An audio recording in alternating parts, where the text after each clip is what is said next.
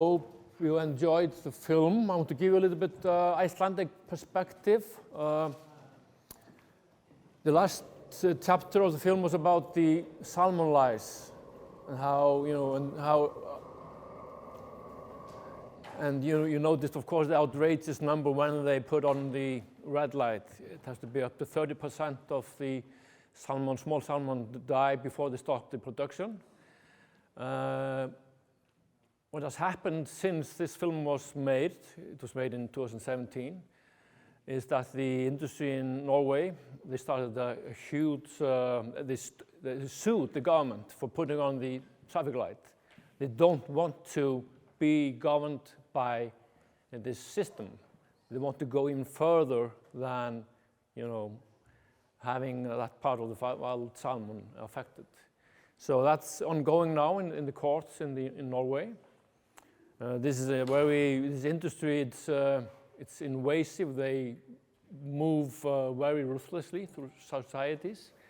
Here in Iceland, we don't even have this kind of system. There's no risk assessment for the lice. Actually, the surveillance institute here in Iceland that looks after the industry, only 5 years ago, they said there's never been a problem in the sea pen industry in Iceland with salmon lice. It will never be a problem here in a similar way as it did in Norway. That was they had expert of MAST. What would that be? That's the institution it makes the assessment for the industry regarding animal welfare and wildlife.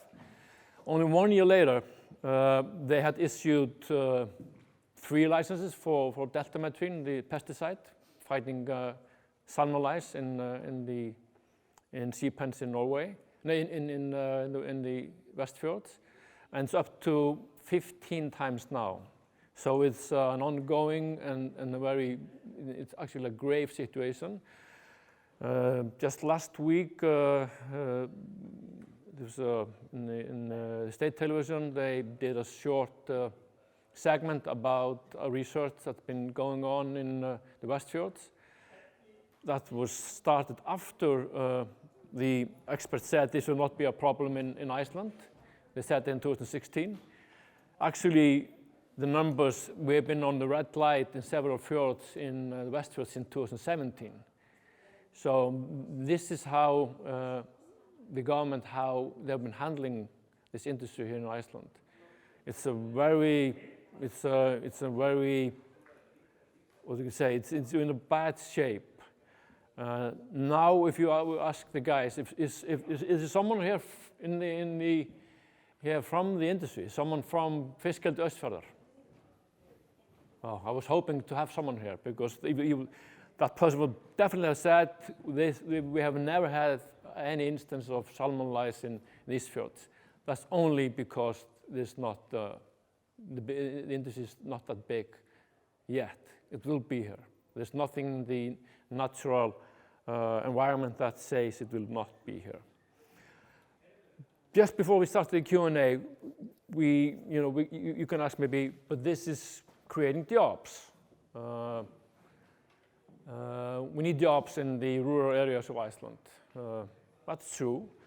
But we already have a valuable industry in Iceland that's associated with salmon. That's the wild salmon. Actually, if you look at the numbers from farming in Iceland, and this was done by the University of Iceland 2 years ago, they made a big research. They looked through how much income from fly fishing, trout, salmon, how important it is for farmers in Iceland, because here we have the system that the river owners are the people who own the farms where the rivers run through the land. And in general, in Iceland, it's 28% of the income in farming. That's in general. in West Iceland is 67% of the income of farmers there. The second highest radio is here in East Iceland, 34%. So if this source of income will be destroyed, that means, we will see a lot of farmers have to stop, move somewhere else. In Norway, in 1987, they farmed 46,000 tons of salmon each year. The industry counted 4,000 jobs in '87. Now they farm 1.3 million tons. It's a 28-fold increase. The industry counts 8,000 people. So the impact on nature, on the wild salmon, and the sewage, all the bad things, 28 times higher, but only a few more jobs. So this is something that we have to keep in mind. The guys who want to come in this fjord, they are pushing extremely hard for it. If you look at the numbers behind the company, in 2017, they sold a 42% share of the company to some of it to another owner in Norway. Some was sold from, some of the Icelandic guys who owned it sold the share to Norway. And they paid almost 1 billion Icelandic kroner for it. But in the agreement is that if they can push through more licenses within the next 10 years, until 2027, the price they will get will increase with 3 billions. So that's the reason they're pushing so hard for it. So very few guys will get extremely rich if they manage to get in the fjords here and the neighboring fjords. So it's not job creation for the rural areas, it's mainly for their own good. It's a huge amount of money involved. And they have systematically inserted them in the, you can almost call it the power structure of Iceland. The former Speaker of the House of Alþingi, the Parliament, former Minister of Fisheries. He went in the autumn of 2017. He went straight from Parliament to working for industry. He is a member of the Independence Party, the biggest and the most influential political party in Iceland. And this is just the same way as the work they talk about when the weapon industry work in the States. They said, get yourself a former general, someone who knows things in the system. They got themselves a former general who is still working for the industry. Okay, enough of me speaking. Any questions? I have a few questions. Yeah. First, I'd just like to understand the numbers you just said about the percentage of income from farmers. So in the east of Iceland, you said 34%? Yes. From rivers? Yes, from rivers. And the sustainable fisheries. Yeah, but is that for all, 34% of all farming in the east, or is it for the particular farmers that has part of their income? No, it's not all farmers, but if you take all farmers in the area, for some of it's much higher, because this is just a number for the whole area. So it's a much more important income for some of the farmers. Then another question goes more to because the movie focused so much on the impact on the wild salmon. But can you tell me one thing is about the role of, wild salmon in the ecosystems of the rivers and the fjords? Because it said it was sort of an indicator of fish for a healthy ecosystem, but what role does it actually? I don't know anything about the role that it has in the ecosystems. And then the other is, what was the other one? Well, I will start with that. But okay, it's mainly because we have seen salmon in general, the population been going down in general. So when I'm talking about indicator species, it's because they are suffering already in the sea because of the global warming, of the higher acidity. So we can see from them there's something wrong going on. In Scotland, and obviously mentioned from Germany in Rhine, they just wiped it out because they were so toxic, the rivers. The sad thing is here in Iceland, we have until now been able to manage the salmon, wild salmon, even much better than most nations. We stopped fishing of salmon in the sea in 1932. They are still fishing salmon in the sea in Norway. We stopped it because they knew it was a much more valuable resource in the river. We have a very good system for the ownership of the salmon rivers. It's a very democratic system. Every farmer that owns a land gets his share. And by law, they have to manage the river together. They have to decide together how many fish rods are allowed, or when they start fishing, when they stop fishing. In the UK, if you own a land to a river, you can just go there, down and fish as much as you want. And they are destroying the rivers there in terrible ways. We also here started, Orri Vigfússon, late Orri Vigfússon was mentioned in the film. They started buying up nets because farmers were still fishing in nets at the mouth of the rivers. Now fly fishers, they buy up the rights from the farmers, so they're not being killed before they can before they spawn. And just in the latest 10 years, now we have this catch and release rule in most rivers. I don't fish myself, but a lot of people who are fighting this fight, passionate fly fishers, love the salmon as a prey, but also have learned to respect it, of being so close to it. But and more or less fly fishers around the world are financing the fight against the fish farms. And it's a little bit different from most other environmental fight because you get a lot of wealthy people who support it. So it's good to harness that passion and money because the fight is definitely worth it. Yeah. There has been so much being said about the pollution that comes from the fish directly. So everything they drop, all the shit that goes into the water. Mm. I heard some comments here that the seabed of the fjord would be basically dead, if these pens would come into existence here because of that, and because of, could you maybe say a little bit more about the other forms of pollution that come with these pens? Yes, the Norwegian Environmental Institution, they say each ton is, you could compare it to 16 people. So 10,000 tons here would be comparable to 160,000 people sewage without soaps and extra. It's a huge amount of sulfur and nitrogen.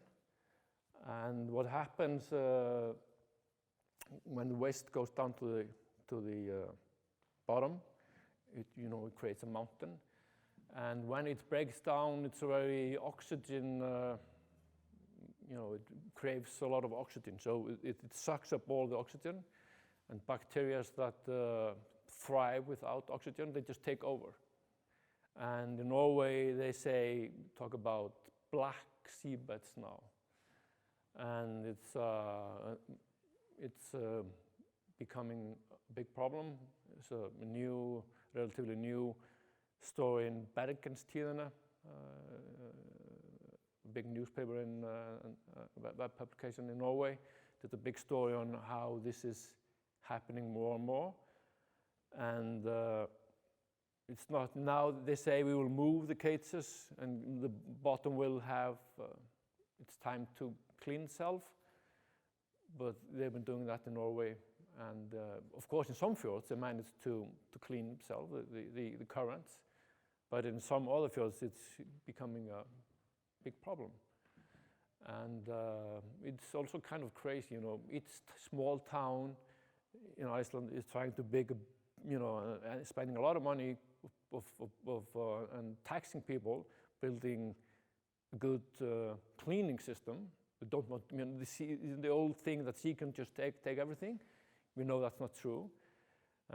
So they're taxing the people of the towns, but then they're allowing this in the sea. It's absolutely crazy. And then if you have, as they were mentioning, the land-based farming, if you put a salmon farm on land, you have to clean everything that goes from it. That's because we have law and rules about farming on land. And that's just included also for salmon. But if you put a cage in the sea, you're allowed to put everything from it. It's absolutely makes no sense at all. And we asked the Ministry of Environment, why is this allowed? They said it's because it is in the sea. But that's just, it's they have they have an Icelandic word for it. Ég ætla að segja á íslensku fyrir þá sem tala íslensku. Þeir sögðu að þegar sjókveiðarnir í viðtakanum sem tekur við mengunni, þá gilda ekki sömu reglur og það þegar starfsemin á landi. Þetta var algjörlega fáráleg skýring. But what we are hoping will happen now, when we have big companies looking into establishing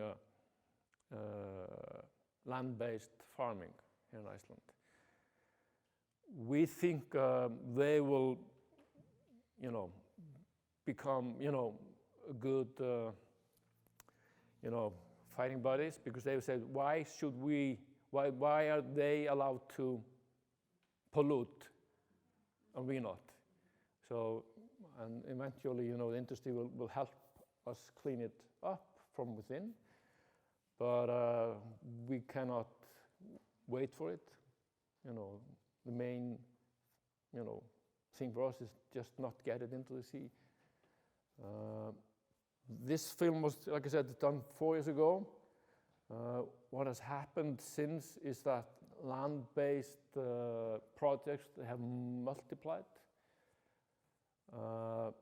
And there is a very clear path that we can see ahead of us.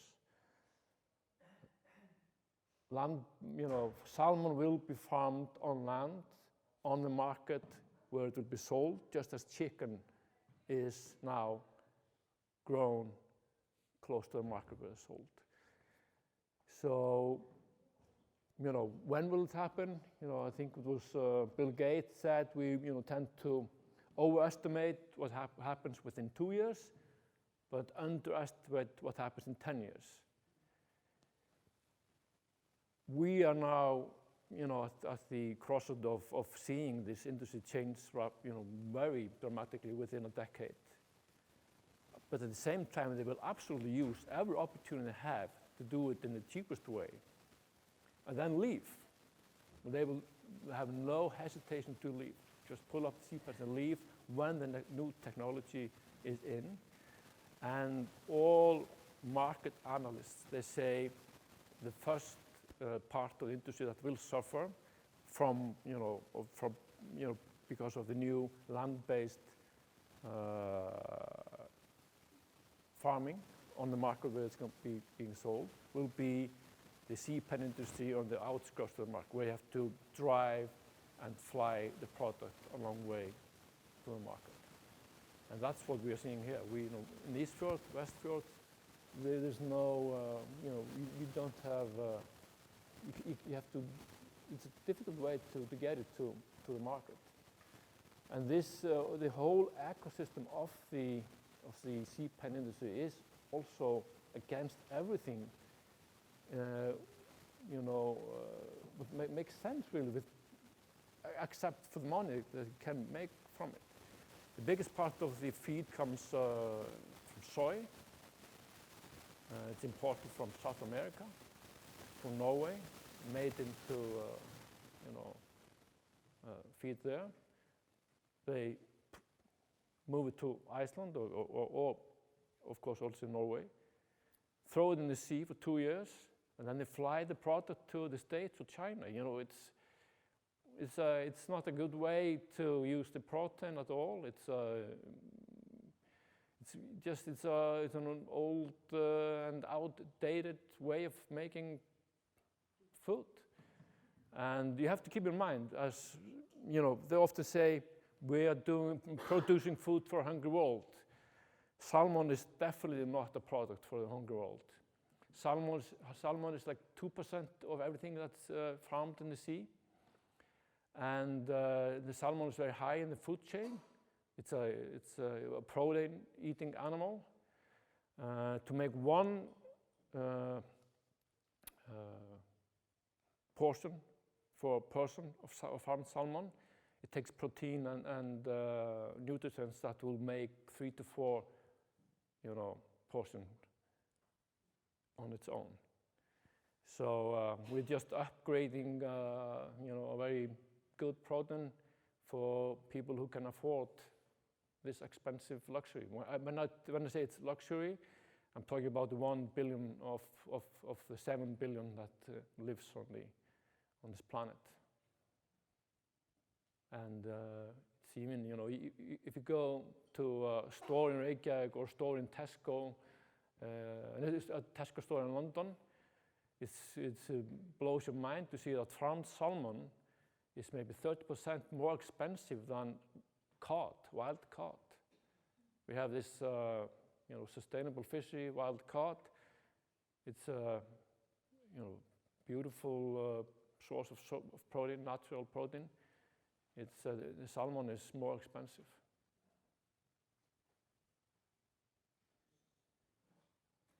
Má ég spyrja íslensku? Já. Það er kannski eitthvað skoðanir hvað sé mikið botnfall af svona tökum 10.000 tonna eldi eins og það Seyðisfirði. Hvað talið að úrgangur sé mikið sem endar á botninum af 10.000 tonna eldi til þá því að náttúrulega byrjaði að ala hann þangað til að hann er slátrað?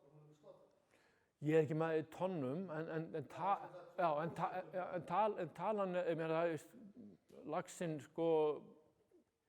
skýtur meira með öllu þessu fóðri sem hann étur og hann og eftir fór að gefa honum meira af plöntupróteinum og þar var hann meiri, mengunin í raun meiri og það bara liggur fyrir. En þegar norska umhverfisstofnunin talar hverju tonni sé eins og skólp frá 16 manns. Þannig að 160.000 manns svo var að skýta í fjörðinn. Ég hafi lesið töluna 72.000 tonn á þessum 3 árum. Ég held að það sé ekki svo mikið, en svo náttúrulega hvað mikið af því verður eftir, situr, eftir, hlæðst upp, straumandi taka eitthvað af þessu. En við erum náttúrulega með þröskuld í Seyðisfirði. Já, svo er það. Já, Þröskuldsfjörður, En má ég spyrja aðeins? Já. Í myndinni kom fram að stjórnvöld í Noregi myndu vilja auka svona framleiðslu eða eldislaxinn. En maður heyrir að þeir séu að flýja hingað með þetta vegna þess að þeir séu rukkaðir þurfa að borga svo hafa annarkvort skatta eða leyfisgjöld eða eitthvað fyrir að setja kvíarnar niður. Í Noregi þegar lýsti yfir því vilja fara með framleiðslu upp í 5 milljónir tonna. En það er algjörlega á hreinu að það verður ekki gert í sjókvíum. Sjókví heldur verið í kringum 1,3 milljónir tonna í töluvert langa tíma. Þeir að vera að bæta við einhverju smotteríi, eða smotteríi í þessu stóra samhengi, kannski einhverjum 30-40.000 tonnum á undanfarnum árum. Þar hafa þeir boðið út hvert nýtt tonn og það hefur verið að fara á alltaf 3,5 milljón hvert tonn. Það sem verðmundunin síðan á íslensku fyrirtækjunum. Hér hafa þessi leyfi ekki drukkað fyrir leyfin, sko. Þannig að það snýst þetta. Og þegar þið tala þetta sem einhverjum nýsköpun hérna, það það náttúrulega bara rangt. Það búið að stunda sjókvíaeldi í Ísland frá 1990 og hérna, það var aldrei skilað hagnaði, aldrei. En í þessu samhengi, svo setur þetta upp í tölur, með bara þennan fjörð, þá vorum við að tala 10.000 tonna eldi, þá vorum við að tala verðmæti fyrir 10.000 tonni Noregi borgaður 30-35 milljarðar fyrir svona leyfi. Hérna þá var það á síðan. Ekkert. Það var bara skít í staðinn. And one interesting part of the farm, of the farming is I don't know if you all guys, if you know that they have, what we have here in Iceland, we have Norwegian farmed salmon in the sea pens. This is very important because when they escape, they are of more danger to the Icelandic salmon because they are not from the same origin. And it's not only the big escapes that are danger. It's the constant small leakage that is, even more dangerous. Because when the fish escapes young, as actually shown in the film, you cannot recognize it when you catch it in the river. So you maybe go home and think you just caught a wild salmon, but it's a hybrid or a farmed salmon. But they have this explosive DNA carrying into the wild stock. Do you know anything about the job increasing, that they're promising everybody that they'll increase so many jobs? Like how many jobs per ton or? Yeah, as I mentioned earlier, it was 4,000 when they had 46,000 tons in Norway. Now they're 1.3 million tons, and it's 8,000. And it's similar in Norway as in Iceland, because we can almost look everything up in Norway and say it will happen here. Norwegians are not very interested to work in the salmon farming industry. It's mainly migrant workers from Poland, Romania, working on minimum wage. And there's a big research made 4 years ago, and looked into the families that stayed, the family that came working in industry and stayed. And they were looking, have they adapted or integrated into the Norwegian society? A big part of them had not. The main obstacle being the language. And they complained to the researchers that we're not able to move up the society. And so the advice of the researchers was, increase teaching Norwegian. But at the same time, they said, when they move up, you have to find a new people to work at the bottom of the working industry, as that's the bottom layer is the salmon farming. That's where the lowest wages are. So it's something that, it's endless. Comparing to that, you say 8,000 people for 1.3 million tons they're producing. So instead, they're saying in Iceland for each ton they produce, they will establish about 14 people. 14 jobs, yeah. But the real thing is two persons. Yeah, absolutely. Per ton in Norway in 1987, you do the math, 4,000 and 46,000 tons, and that was 0.01. Now it's 0.006 per ton. So it was it's a 15-fold decrease. And that's, that's the thing with this industry. Obviously, the technology has advanced a lot. They can monitor feeding from wherever they have an internet connection and a screen. They can do it from Norway if they want. They have just launched, one company in Norway just launched a big boat that sucks up the salmon. It's like a floating slaughterhouse. And they move it to Hirtshals in Denmark, where it's packed and delivered from there. So in Norway, we don't see those jobs. Of course, they say now you will get jobs, but when they are in, they will just do the most profitable thing. And They say that they will make like up to 500 jobs here in the east part. They say that in the report. I would not bet on it. And like I say, maybe it will be temporarily, but this industry is changing very fast, and being too reliant on a big industry. If someone knows it's not good, that's the people in the fishing villages. It's much better to have, a very,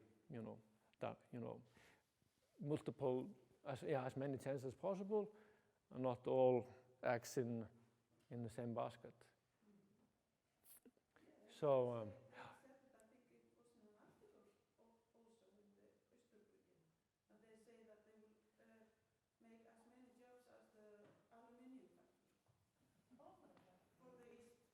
I sometimes compare the situation now in the salmon farming industry to, say it's like we would have decided in 2007 to build a Kodak film factory. Then you had the iPhone. Even then, digital cameras were raging, but now it's this will change. You know it, and it can be a temporarily good thing, but for very few people, I think.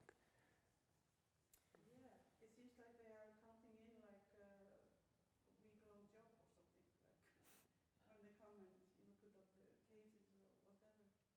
So it's very, very funny calculation we are doing. Because I've heard that there will probably be like maybe 6, 8 jobs here. And do you consider that? For in Seydisfjordur. Yeah. Do you think that is that something that you need here? You need that? No. Because it's also, well, I think 8 jobs here is very good, but this is, I don't know if it helps. I think it doesn't help, it costs too much. If it costs all the 20 jobs, then it's more profitable. Yeah, and also the pollution comes with it. It's really, really ridiculous. That's my opinion. Hvað segirðu Berit til það? I was thinking, do you think that a community like Seydisfjordur that will stand up and protest this stands a chance against this? They have a lot of capital, they have run this through every community around us. I think absolutely have a chance, and in my opinion, I think Seydisfjordur, standing against this is the biggest game-changing event in this battle since, I joined it 4 years ago. To have a community not just embracing this industry, instead of saying we're fine as we are, we don't want it. I think it's a absolute game-changing part of it, and but it happened at the same time as you got the landslide. So obviously that was there's a biggest shadow over this, and I really hope that you manage to pull through and not lose the appetite for this fight, because it's so important for the future of the fight against the industry. The legislation that was the Parliament pushed through a new legislation about fish farming in 2019, and part of that legislation is they said we will renew it before 2024. So all the fight we are doing now will help shaping the next legislation. So even they will, manage to get down here, what you're doing will, empower people in other communities.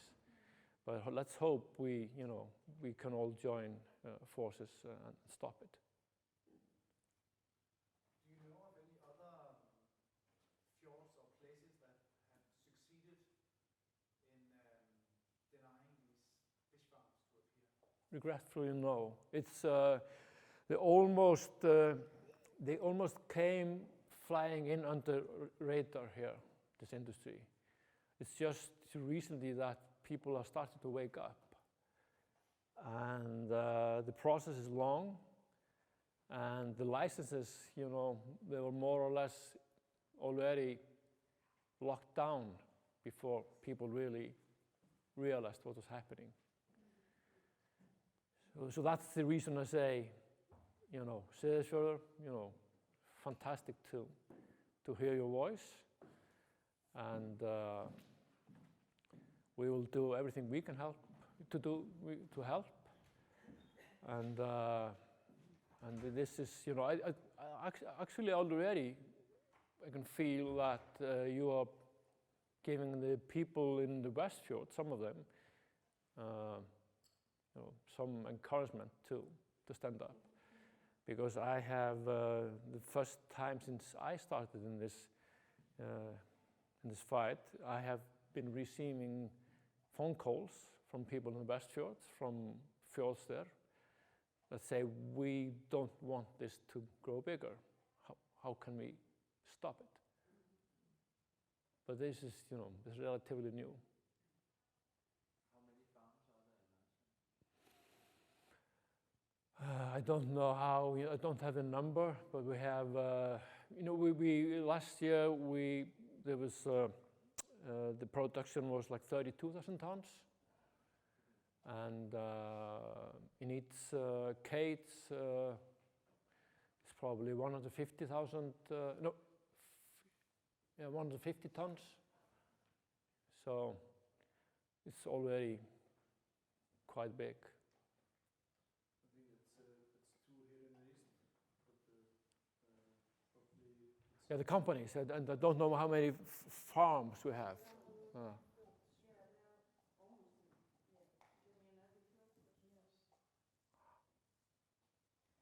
Isn't it getting a bit late?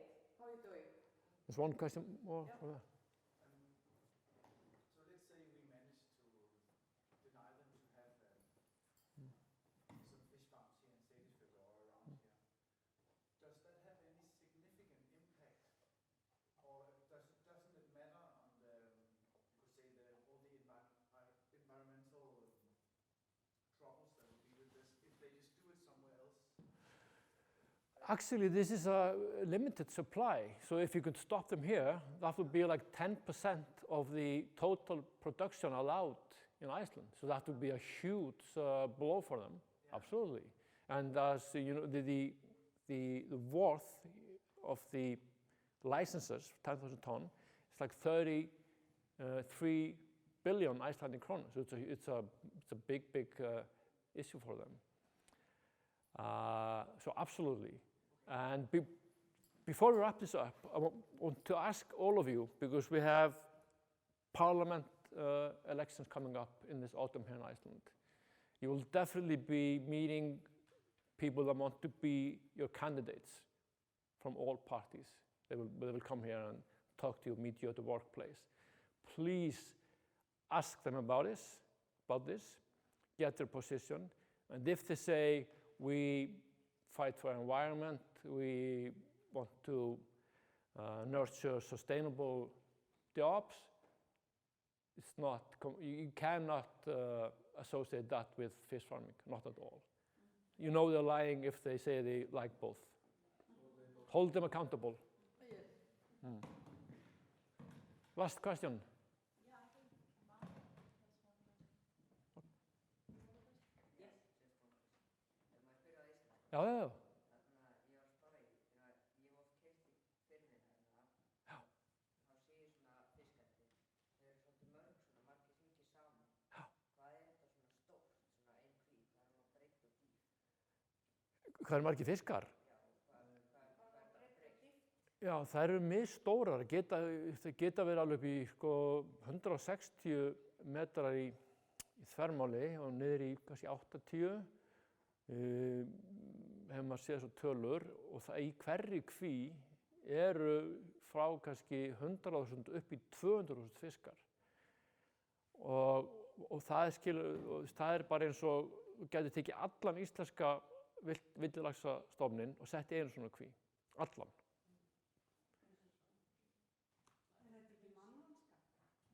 Svo er náttúrulega, svo er það náttúrulega, þetta er þetta mjög góð punktur því að let's first two things again. The animal welfare issue in the sea pen industry is absolutely terrible. They put into their protection plans that 20% of the animals will not survive the time in sea. And sometimes you have almost like a whole pan of fully grown fish suffocating because of how the environment changes, and the lice is absolutely terrible.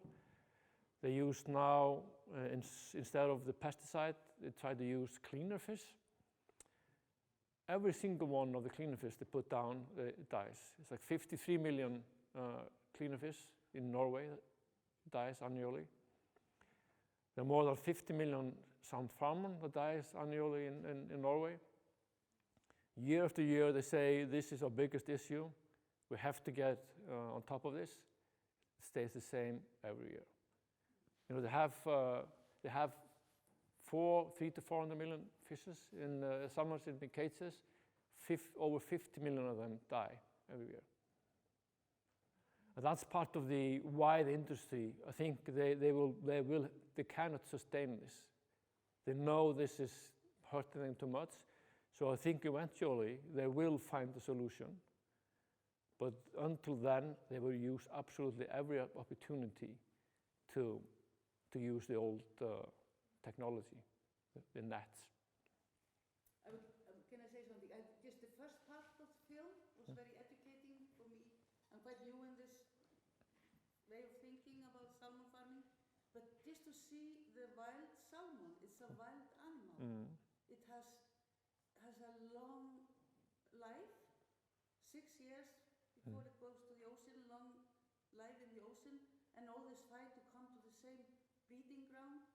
This is wild animals. This is a species in danger, and I think that's a very important angle. Absolutely, it's a fantastic animal, and it's we're not that rich of animals here in Iceland that we are maybe, or not maybe, we're definitely endangering it by allowing this industry to grow here, and our generation has no right to do that. So that should be enough. That should be end of discussion. But regretfully, we're not there. I was also wondering, I just thought about it now that do they have any researches how much of these new fishes can survive in fjord like this? Don't we have to do some more researches on the spot, just like when you are starting a big, huge farm, you must have to be able to show some researches, not just a big farm. You're not talking about this farmed salmon. How much of them will survive? Yeah, I mean,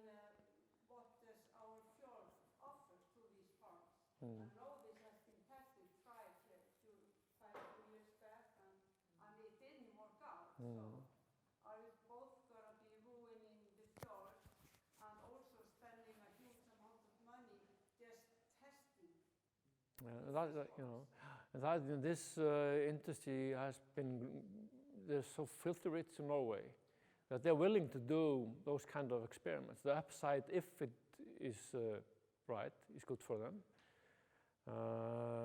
But we will have to, they're just conducting this experiment in the wild.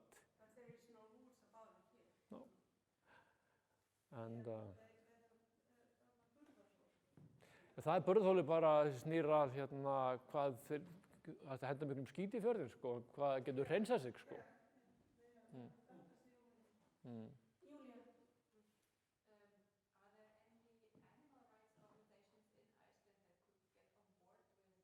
with how the farmed salmon suffer? I mean, I know maybe some people think fish have no feelings, blah blah, but I could feel that everybody was kind of flinching a little bit when they, killed the fish.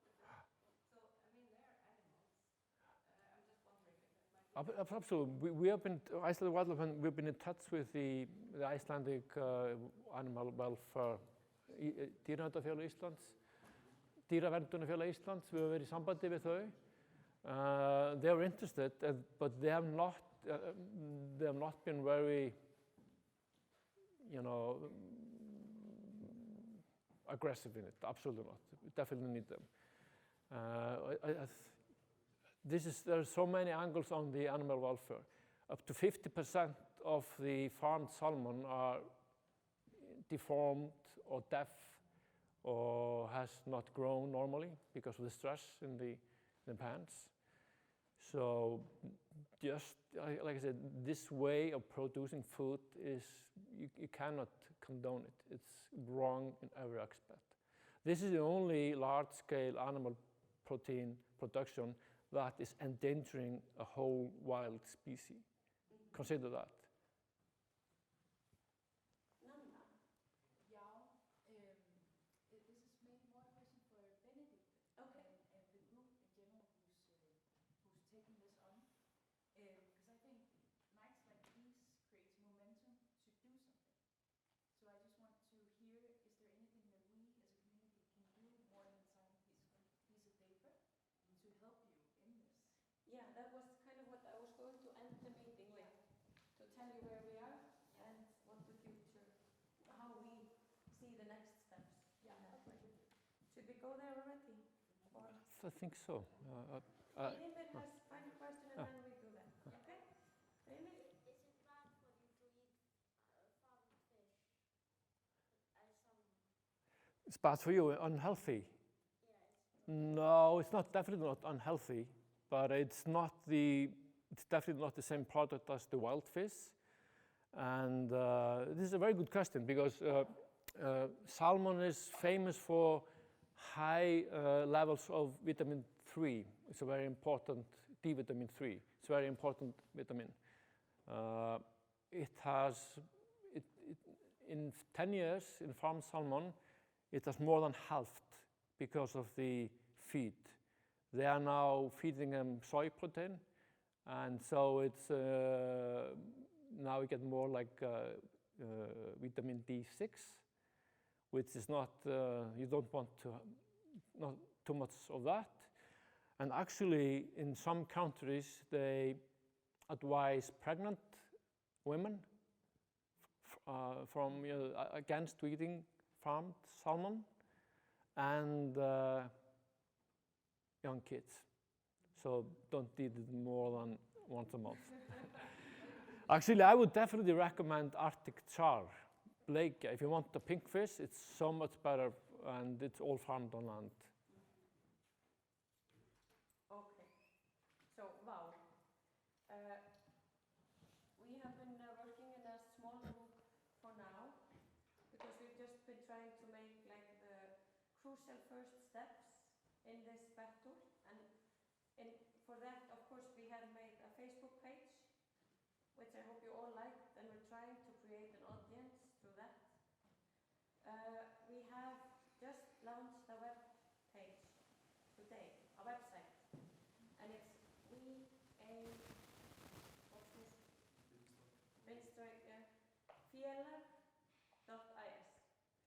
And so that is where finally, I was going to ask you all to do that tonight and ask everyone to do it, where we can finally ask everybody to sign up. Then we have the names and contact details of everyone that want to be involved. So that has kind of been like, so that's a breaking point for us to just finally get there. But it's very, very important because, we have these, because I went through every single signature on this list that we made here together as a community. Because the people of Múlaþing, when they had their meeting, they weren't really sure if it was just maybe Donald Duck or somebody that had signed up and if this was really legit. So I have all of this. And when I got this together, I was like, okay, wow, we are 55% people of Seydisfjordur that has signed. I have met a lot of people that are not on the list because I know who's on the list basically. I don't remember everyone, but you know. And I met a lot of people and they're like, yeah, I definitely don't want it. I was like, you're not on the list. You're not on the list. So I know we are even more than this, you know. And I really think we need to feel your support now. That's going to be very important. That if you can reach out when we make events like this. We want to make like next event that we want to make. Well, we have another event tomorrow with Jón. We have invited all the politicians and their kind of parties to come and meet us in Tehúsi. And he's going to go over kind of more, not, of course, the sustainability and the environment, but maybe more on the social job creation, resources that are exploited, etc. So that's our next event. And then we are planning a big meeting where we want to make a big platform of someone from Fiskeldi Austfjarðar, somebody from our municipality, hopefully a minister, maybe Jón, maybe somebody else that is very, very strong against it and knows, a lot. So we're going to make like a real discussion where people can, not just where everybody is against it or everybody is for it. So we're going to try to, make this happen. Because I think it's going to be very okay. Yeah.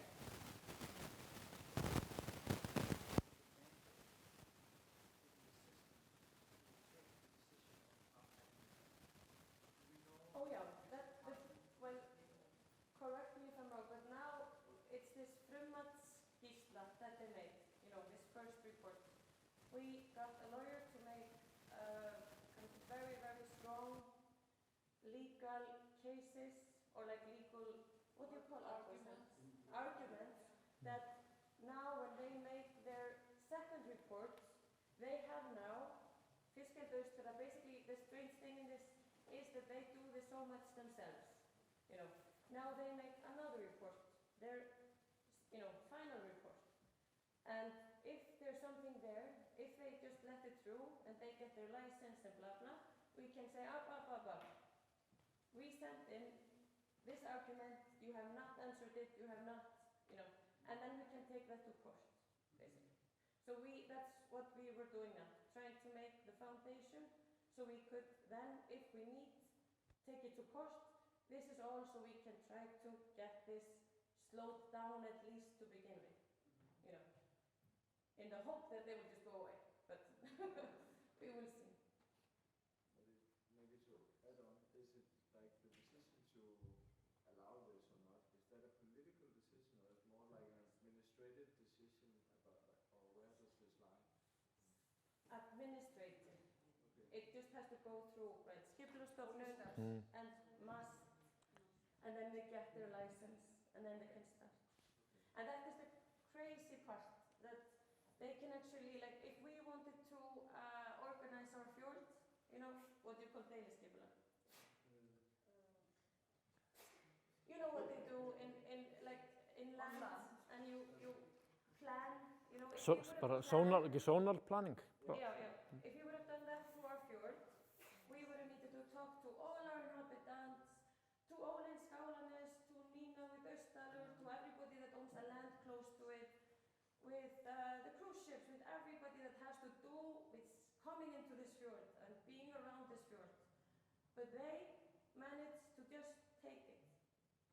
Just buy old licenses that has increased from 400 tons to 10,000 tons.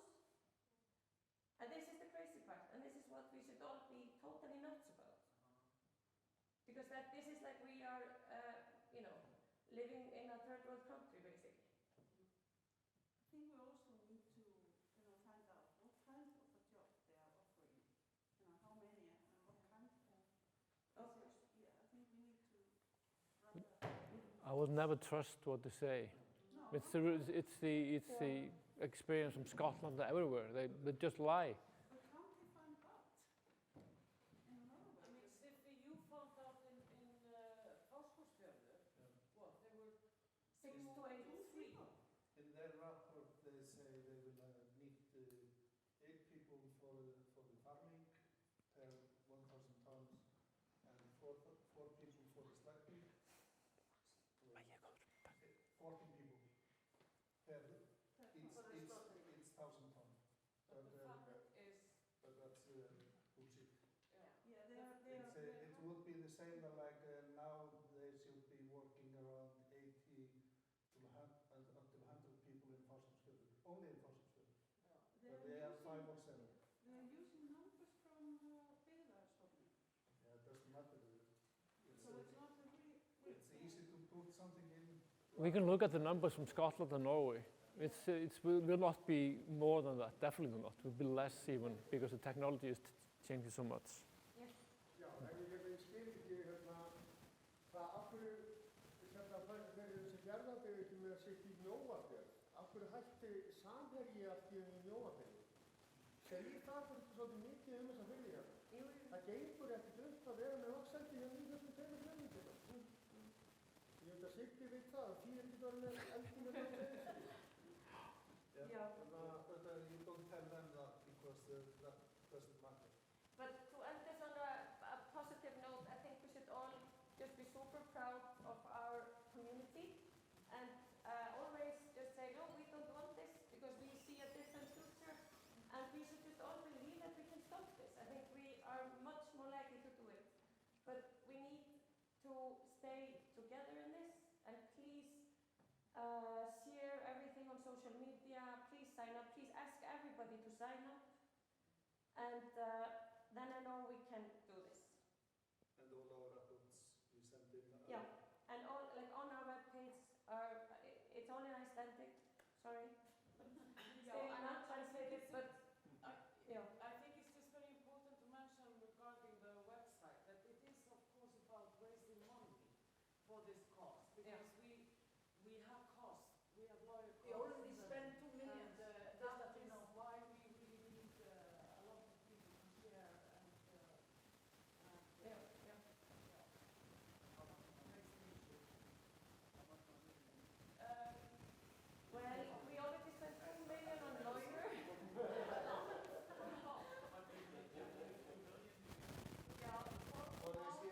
For this year we estimate 60 million.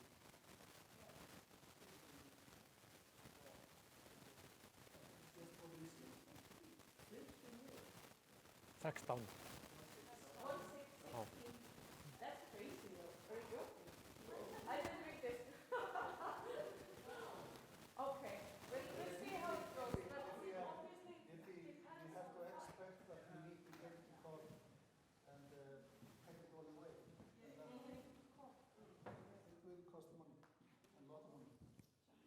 You can set posters to sign up around you. yeah, definitely. Maybe you can help us, Brimir.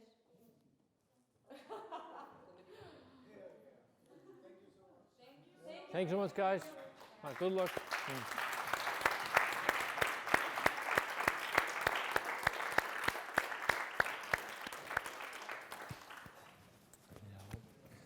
Þið erum svo öflugt listasamfélag, þið erum mikið frábær listamann.